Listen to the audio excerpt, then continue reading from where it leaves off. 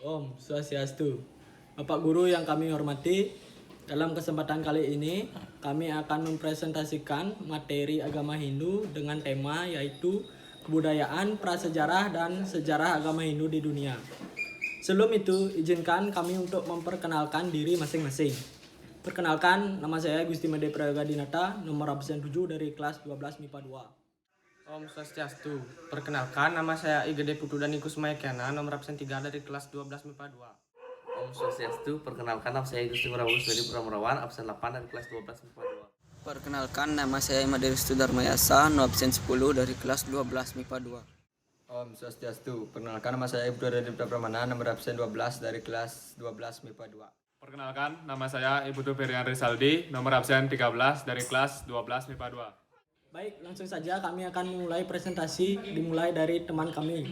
Adapun pembagian kebudayaan zaman prasejarah tersebut yaitu 1.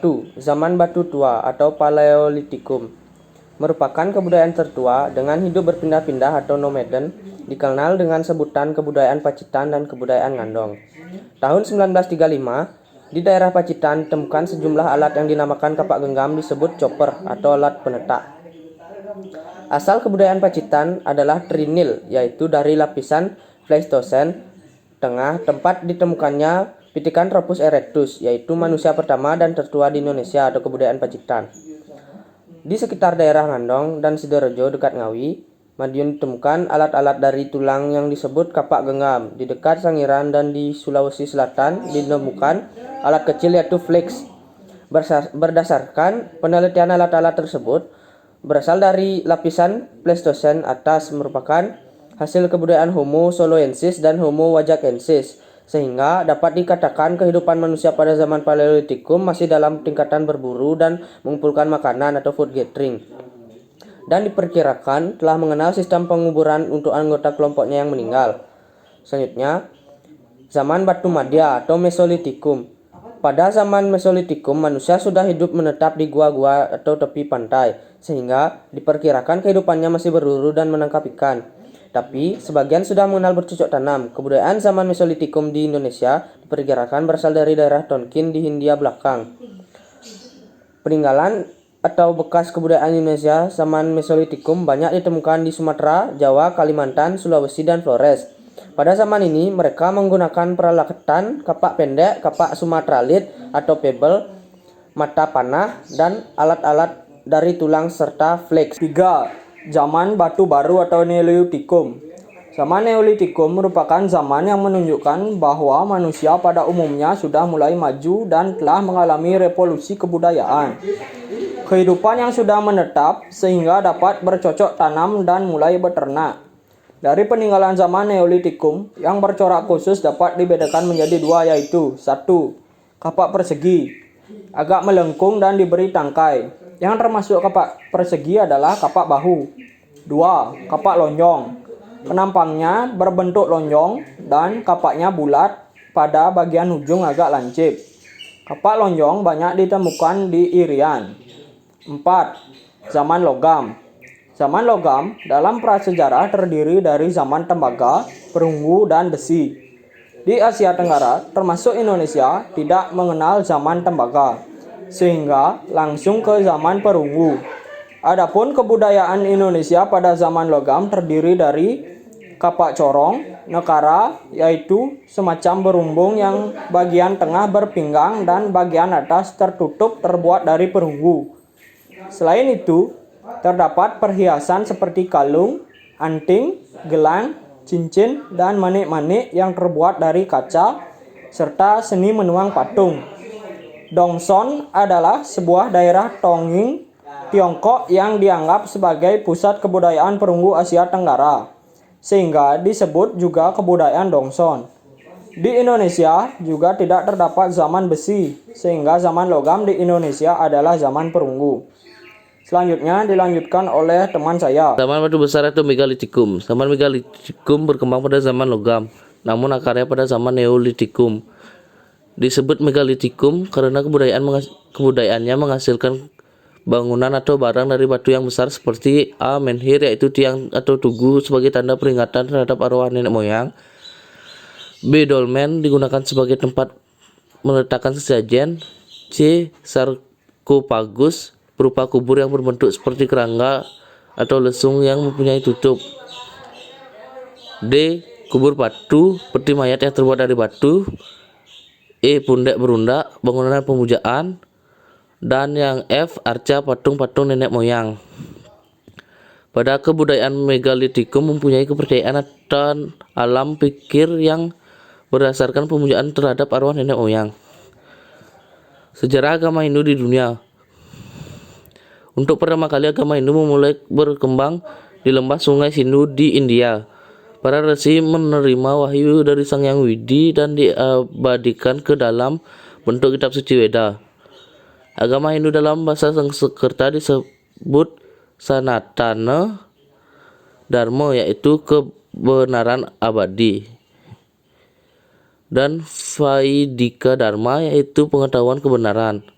Agama Hindu berasal dari anak benua India yang merupakan lanjutan dari agama Weda atau Brahmanisme, yang merupakan kepercayaan bangsa Arya.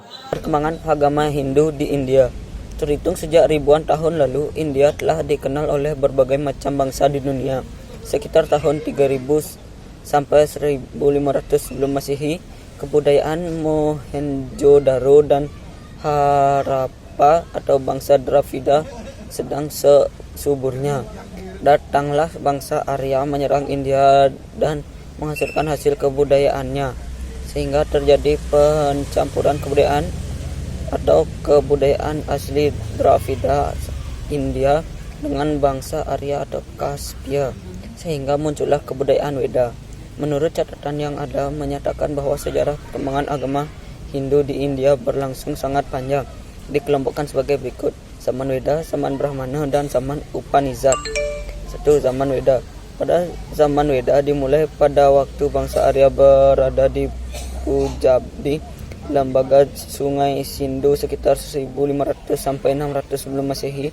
Pada zaman ini muncul kitab suci Weda yang isinya merupakan kumpulan dari wahyu Tuhan yang diterima oleh para maharesi. Maharesi yang sangat besar jasanya dalam menghimpun Weda adalah Maharesi Vyasa, dikenal juga dengan sebutan Krishna Dvipayana Vyasa.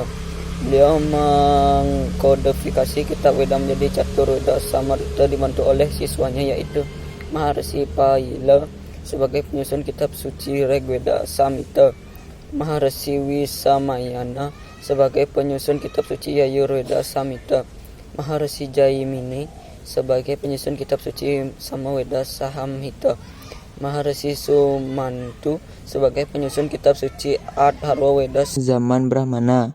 Munculnya zaman Brahmana ditandai dengan terbitnya kitab Brahmana. Kitab Brahmana banyak memuat tentang upacara dan tata cara melaksanakan upacara keagamaan.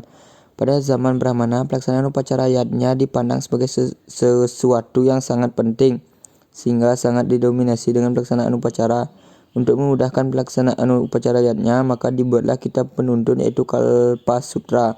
Kalpa Sutra diklasifikasikan menjadi 4 jenis. Yang pertama, Srauta Sutra. Kitab ini membuat tentang penjelasan tata cara persembahyangan. Yang kedua, Graha Sutra. Kitab ini memuat pokok-pokok ajaran tata upacara penyucian. Yang ketiga, Dharma Sastra. Kitab ini membuat tentang pokok-pokok ajaran agama Hindu yang berhubungan dengan hukum, adat, kebiasaan, hak, dan kewajiban. Yang keempat, Sulwa Sutra. Kitab ini membuat tentang pokok-pokok aturan tata bangunan. Zaman Upanishad. Upanishad berasal dari kata upa yang berarti dekat, ni yang berarti di bawah, dan sad berarti duduk. Jadi Upanishad dapat diartikan sebagai siswa yang duduk di bawah dekat guru atau resi untuk mempelajari ajaran Upanishad. Zaman ini merupakan zaman pengembangan dan penyusunan filsafat agama, yaitu zaman orang berfilsafat atas dasar Weda. Baik, selanjutnya agama Hindu di Indonesia. Di Indonesia banyak ditemukan bentuk peninggalan sejarah bercorak Hindu. Ajaran Hindu masuk ke Indonesia melalui hubungan dagang dengan Hindia. Kitab suci agama Hindu adalah Weda. Tata kemasyarakatan dalam ajaran agama Hindu mengenal adanya Vara, yaitu susunan kelompok masyarakat Hindu berdasarkan tingkat keahliannya atau profesi yang dimiliki terdiri atas Brahmana, Ksatria, Waisya, dan Sudra. Selanjutnya, kerajaan Hindu di Indonesia. 1. Kerajaan Hindu di Kalimantan Timur. Pada tahun 400 Masehi merupakan tonggak perkembangan agama Hindu dengan didapatkan prasasti batu dalam bentuk yupa di tepi sungai Mahakam, Kalimantan Timur yang menyebutkan nama kerajaan Kutai. Yupa adalah tiang batu yang digunakan dalam upacara agama. Nomor 2. Kerajaan Hindu di Jawa Barat. Perkembangan agama Hindu di Jawa Barat diperkirakan terjadi sekitar abad ke-5 Masehi. Ditandai dengan kerajaan Hindu Tarumanegara yang rajanya Purnawarman. Selain itu ditemukan juga prasasti yakni Ciaterun, kebon kopi, jambu, pasirawi, muara Cianten, Tugu, dan Lebak. Ketiga, kerajaan Hindu di Jawa Tengah. Kerajaan Hindu di Jawa Tengah telah ada sekitar tahun 650 Masehi. Hal ini ditandai dengan ditemukannya prasasti Tukmas di lereng Gunung Marbabu dengan bertuliskan huruf Pallawa dan bahasa Sanskerta berangka tahun 650 Masehi. Nomor 4. Kerajaan Hindu di Jawa Timur. Perkembangan agama Hindu di Jawa Timur ditandai dengan ditemukannya prasasti di Noyo dekat kota Malang yang berangka 682 Saka atau 760 Masehi. Selanjutnya terdapat Candi Budut peninggalan kerajaan Kanjuruan sebagai peninggalan tertua kerajaan Hindu di Jawa Timur. Nomor 5. Kerajaan Hindu di Bali. Kedatangan agama Hindu di Bali diperkirakan pada abad ke-8. Dibuktikan dengan adanya prasasti Arca Siwa yang bertipe sama dengan Arca Siwa di Jawa Timur yang berasal dari abad ke-8.